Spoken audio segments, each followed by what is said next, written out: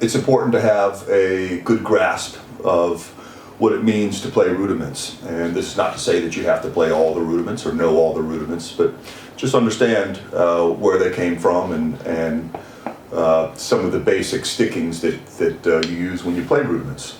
So what I like about the paradiddle is that you're going to be using both singles and doubles. And a lot of people, when they practice these paradiddles, they think you're just supposed to learn the paradiddle and just play as fast as possible. You know? And that's great, you know, if you're into that kind of thing. But I think it's interesting to take some very basic stickings and just put a little more thought behind them. Just analyze them a little bit, and hopefully find some new sounds that we can get out of them. So just recently, in these last few shows even, I've been warming up by playing very slow paradiddles, but then dragging certain parts or certain notes. And so when I say drag, I'm talking about just applying a little more pressure to the sticks than you would a double, and going for a longer kind of a sound. So, in the most basic sense, you could play a paradiddle and just drag the first beat of the paradiddle, the pair part of it. So it'd be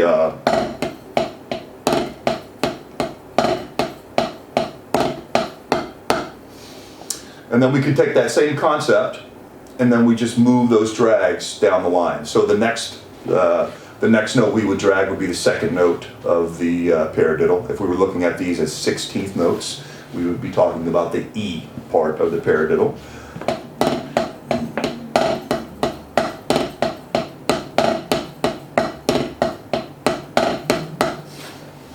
And the next would be on and. So that would be on the first part of the diddle. So we're talking about paradiddle, paradiddle, paradiddle. And then lastly, we'll drag the last note of the paradiddle. So we're going to play.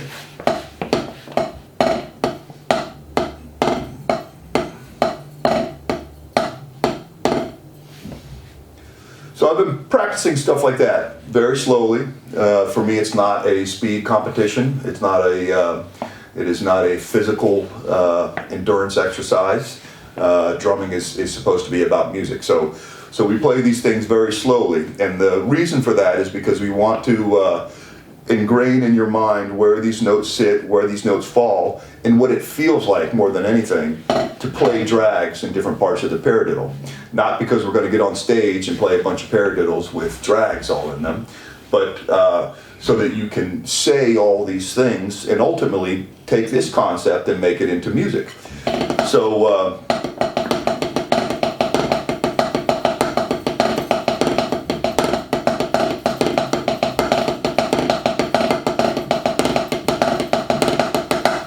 it's important to try to get a lot of sounds out of the drums, and one way you can do that is to use these drags.